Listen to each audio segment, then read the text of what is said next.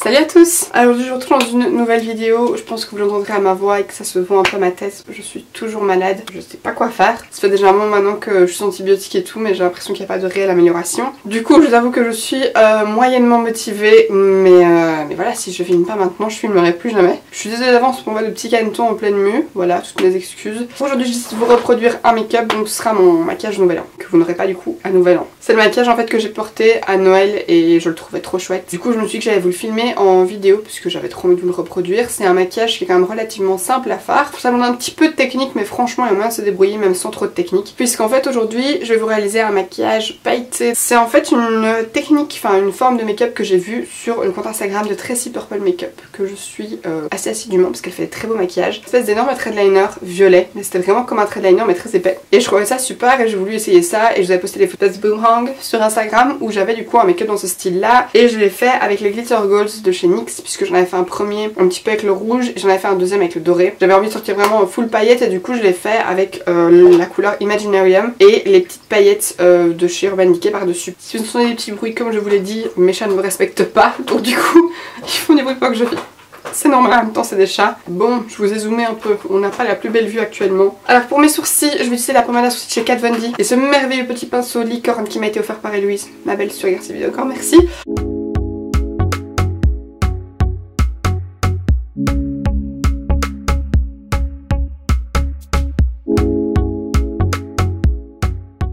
Ensuite je prends mon Sun Shape Tape de chez Tarte, je crois que vous connaissez maintenant, et je viens nettoyer le dessous de mes sourcils avec mon petit pinceau rond de chez Morphe.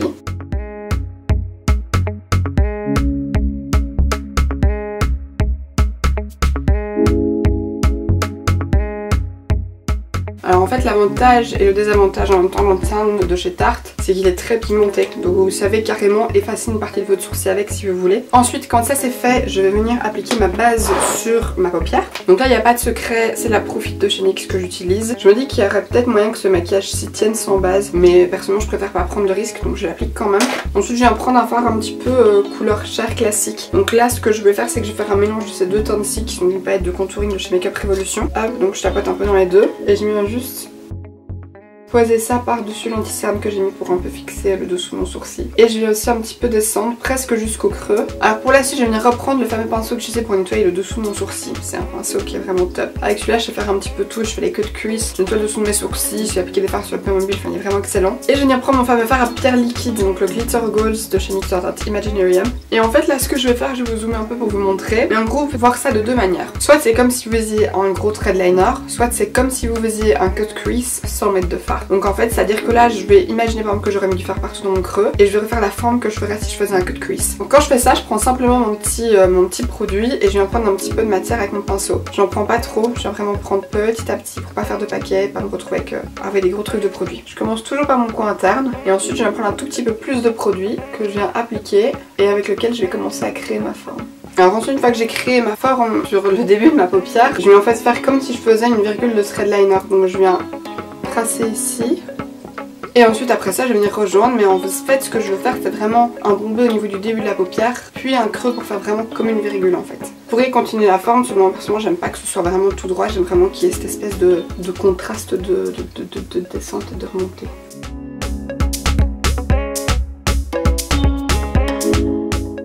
À peu près comme ça, en sachant que si c'est pas parfait, je peux revenir avec un pinceau liner, c'est généralement ce que je fais. Donc là maintenant je viens remplir la forme que j'ai fait et ensuite je vais prendre un petit pinceau liner de chez Morphe, je viens simplement repasser sur tout le bord, pour le redéfinir et recorriger un petit peu, parce que là par exemple je trouve qu'il n'y a pas assez de contraste en fait entre le bombé et la courbe. Donc ensuite je viens prendre un tout petit peu plus de produit et je repasse partout sur la paupière à nouveau pour rendre ce que j'ai sur la paupière un petit peu plus opaque. Alors là par exemple, je sais pas si vous voyez mais j'ai fait une forme plus douce qui fonctionne aussi très bien, qui est un petit peu plus naturelle peut-être que ça. Sauf que quand j'ouvre l'œil je trouve que ça se voit moins et je préfère ce côté-ci qui est vraiment plus dramatique. Mais après vous pouvez le faire en version un petit peu plus soft et là vous voyez je fais exactement la même chose. C'est plus rapide et ça se fonctionne bien et voilà. C'est juste que moi du coup je vais faire deux versions bien dramatiques puisque vous savez j'adore le drama. Ok, alors maintenant j'ai mes deux formes, par contre ici j'ai clairement pas assez creusé pour ce que j'aime. Donc là je vais reprendre mon pinceau, je vais reprendre un petit peu mon Sun Shape Tape et je vais venir simplement corriger la forme. Alors en fait je vais d'abord prendre le pinceau liner parce que je pense que j'arriverai à avoir quelque chose de plus précis.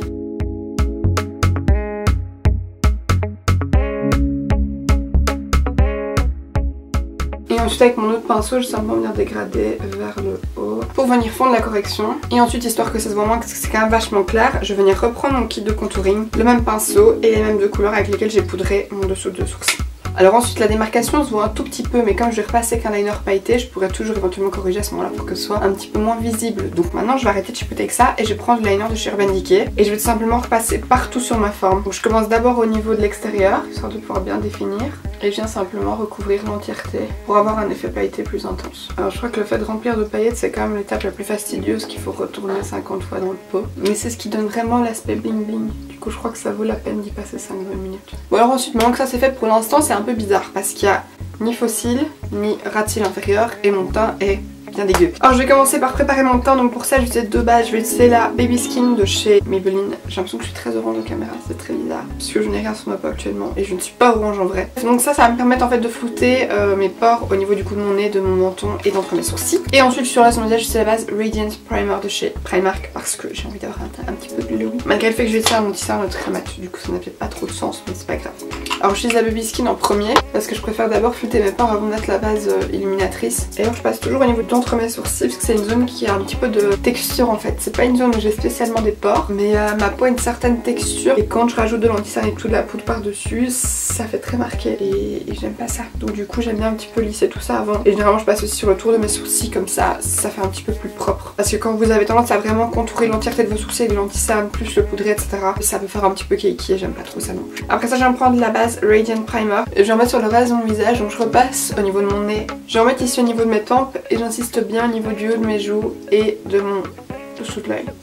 J'ai des zones que j'ai un petit peu plus lumineuses que le haut de mes joues, c'est l'endroit où je vais appliquer mon highlight. Alors ensuite comme anti-cerne, je vais utiliser le All Nighter de chez Urban Decay que j'ai enfin réussi à trouver chez nous dans ma teinte, puisque je galérais à la trouver, puisque j'ai pris la teinte medium light warm. Il y a tendance à s'oxyder un tout petit peu, du coup faut que je corrige un petit peu par après, mais c'est pas grave. Par contre j'étais super choquée parce que le packaging est vachement petit. C'est peut-être parce que j'ai l'habitude d'utiliser le Shape Tape et le Born This Way qui sont de très gros packaging. Et en plus il n'y a pas beaucoup de produits dedans puisqu'il n'y en a que 3,5 ml. Mais par contre il est très bien, il est très couvrant et il fait un bel effet sur la peau. Donc je vais l'utiliser au niveau des endroits où je veux un petit peu corriger. Forcément le dessous de mes yeux, les petites croûtes que mes gentils chats ont été assez gentils que pour me laisser. Et je viens tout estomper au Beauty Blender. Alors par contre je trouve que c'est un anti-cerne qu'il faut quand même assez vite travailler. Parce que comme il est assez mat, je trouve qu'il se fixe très vite. Je trouve en fait que celui-ci, contrairement à Born This Way, il a beau être un peu plus épais et plus mat et sécher plus vite, je trouve qu'il fait un fini beaucoup plus joli sur la peau, ensuite il est un petit peu moins cakey. Alors je crois que vous voyez que j'ai pas trop insisté au niveau de mes cernes, puis je vais faire comme d'habitude, revenir avec mon Shape Tape. Et donc du coup comme je viens de le dire, je prends le Shape Tape au niveau de mes cernes, donc je vais en mettre une petite crotte de chaque côté pour un petit peu illuminer. Donc je l'estompe d'abord vraiment au niveau de la cerne et ensuite je le descends du cerne, pardon, puisque c'est masculin, je comme j'ai toujours dit une cerne, mais bon bref. Je tapote un tout petit peu avec ce qui reste au niveau de mon nez et de mon menton, sans rajouter de produit évidemment. Alors j'insiste bien au niveau de mes cernes parce qu'avec ce genre de maquillage vraiment fort chargé, je trouve que tout ce qui est cernes et irrégularité de la peau ressort beaucoup plus. Et ensuite quand ça c'est fait, je viens poudrer mon teint. Donc pour ça je vais utiliser ma Face Studio Setting Powder de chez Maybelline. Alors par contre je l'applique plus à l'éponge parce que je trouve qu'elle a tendance à quand même un petit peu foncer le dessous de l'œil et j'aime pas ça. Et au niveau des zones où j'ai un petit peu plus de pores, je vais appliquer ma Velvetizer de chez Urban Decay toujours au pinceau. Donc pour ça j'utilise mon pinceau de chez Real Techniques. Et ensuite je prends un petit peu de la Velvetizer et là je viens un petit peu appliquer au niveau du début de mes joues et de mon nez.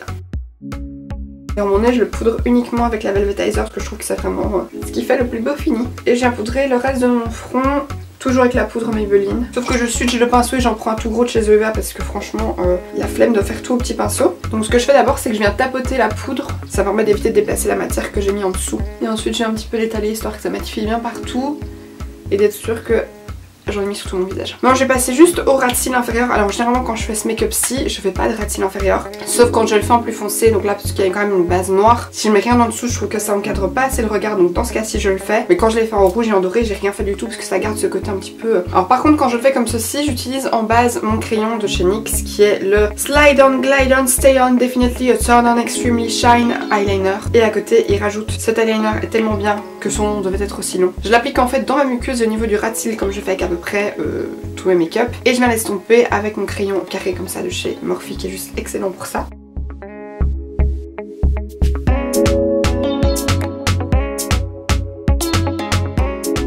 que j'adore en fait dans ce crayon, c'est qu'il est hyper lumineux. Et dans cette gamme là de manière générale, ça s'estompe merveilleusement bien. C'est des crayons qui sont méga gras, mais par contre une fois qu'ils sont secs, ils bougent plus. Et ensuite par contre je vais quand même venir le poudrer un tout petit peu parce que là je trouve que c'est trop clair par rapport au dessus de l'œil. Donc pour ça je reprends la Naked originale, je sais c'est une revenante. Ça fait longtemps que je l'ai pas utilisée, mais je vais vous faire un palette throwback avec cette palette-ci. Ce sera la suite de la chocolate bar du coup. Je vais venir prendre le fard gunmetal que je vais mettre à peu près partout et un tout petit peu du fard creep au niveau du coin externe. Donc j'en prends un petit peu sur exactement le même pinceau. Je crois que vous voyez que ça fonce directement. Ce fard là c'est vraiment un gris argenté assez foncé. Quand c'est mis, je viens prendre un petit pinceau un petit peu fluffy et je viens légèrement estompé. Bon, alors maintenant je vais un petit peu passer au résultat. Je crois que vous voyez que j'ai appliqué mon mascara, mais de toute façon on va y revenir après parce que je pense que je vais appliquer des petits fossiles. Alors comme mascara j'ai utilisé, comme j'avais fait ces derniers temps, le Volume Hero de chez Essence et le Monsieur Big mixé parce que c'est mes préférés du moment. Et alors je vais juste appliquer un petit peu de bronzer et de blush. Donc comme bronzer, pas de surprise, celui de chez Bershka. Pour ça j'utilise toujours mon pinceau de chez NYX, le numéro 24 qui est juste excellent. Et je crois que vous commencez à connaître au niveau du creux de mes joues. Un petit peu de mes tempes. Alors avec un look comme ça, j'aime généralement bien bronzer mon visage parce que je trouve que les looks un petit peu foncés au niveau des yeux, ça peut lui faire un visage un petit peu plat en fait. Et comme j'ai pas envie que tout l'accent soit non plus que sur les yeux, j'ai envie un petit peu de redonner légèrement de la couleur. Je sais pas pourquoi est-ce que j'en ai au niveau de mon front parce que je vais mettre ma frange. Alors comme blush, j'applique rarement du blush rose, mais ces derniers temps ça m'arrive. Et je trouve qu'avec ce look-ci, ça crie pour un blush rosé. Je crois que j'ai appliqué un mélange de ces deux blushs ici, donc le Authentique et le Endless de cette palette-ci de chez Tarte. C'était la blush Bazar de l'année passée. Donc je tapotais un peu dans chaque avec mon super pinceau licorne. Encore une fois merci Louise. Et je viens l'appliquer au niveau de mes pommettes. Donc je tapote un peu d'abord au niveau de la pommette et ensuite je remonte un peu la matière. Alors, en fait de base j'aime pas trop les blushs roses, que je trouve que ça fait ressortir les rougeurs etc. Mais en fait finalement, je sais pas si c'est parce que je fais un peu mieux mon teint, mais je trouve que ça passe. Ensuite avec ce qui me reste, je viens passer toujours sur le bout de mon nez. Et le sature.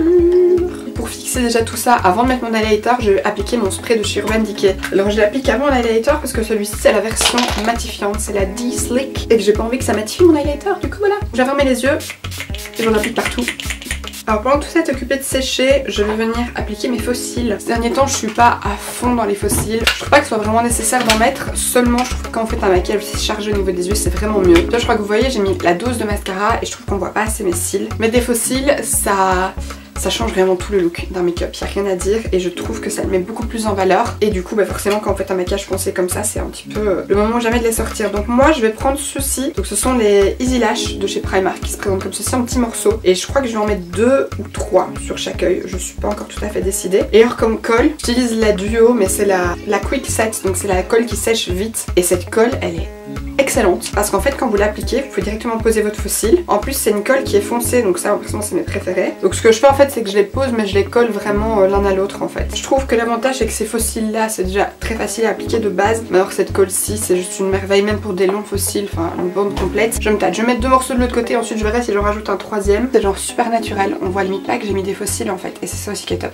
Le seul truc que je fais c'est que je viens prendre mon applicateur de chez Herbel et je viens juste pincer mes cils ensemble avec les faux cils. Et ça pour moi c'est ce qui permet de vraiment mieux fondre les faux cils avec vos vrais cils. Alors maintenant je vais appliquer mon highlighter, finalement j'ai rajouté un troisième morceau de chaque côté. Je vais utiliser le Unicorn Hearts de chez Makeup Revolution parce que c'est un highlighter assez presque blanc givré. Et par dessus je vais rajouter celui-ci de chez Primark. C'est le Mermaid Glow parce que celui il est vraiment argenté et que j'ai envie d'avoir un truc un petit peu plus argenté que doré. Alors ici je vais mélanger toutes les teintes, franchement j'y vais tranquille quoi. Et je vais l'appliquer, hop. J'avais oublié comme il était intense. J'applique évidemment sur le bout de mon nez et sur l'arête du nez aussi. Sur mon arc de Cupidon. Le highlighter il est vraiment méga intense. J'avais oublié comme il était intense. C'est de la bombe. Et donc par dessus je vais rajouter le Primark. Par contre celui-là il me semble qu'ils se voient un petit peu moins donc j'en prends un tout petit peu plus.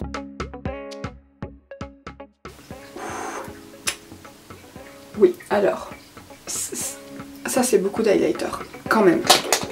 Après, je vais juste remettre un tout petit peu du spray Makeup Revolution par-dessus. Ok. J'en ai dans la bouche. Ah! Et ensuite, je vais juste appliquer mon rouge à lèvres. Et alors là, par contre... Et alors là, je crois que je vais faire un petit mix avec ma palette de chez Catrice. Quoique, non, je vais pas faire un mix. Je vais appliquer cette teinte-ci. Non, je vais plutôt mettre celle-ci parce qu'elle a un poil plus rosé. Et j'ai envie d'un peu plus rosé. Et je vais quand même rajouter une un peu plus marronnée par-dessus parce que je trouve que c'est un poil trop rose. Ok, et là, je crois qu'on est bon. Et voilà le résultat final, j'espère sincèrement qu'il vous plaît. J'espère sincèrement que cette vidéo vous aura plu. Moi j'ai hâte de vous retrouver dans une prochaine vidéo, je vous fais d'énormes bisous. Bye!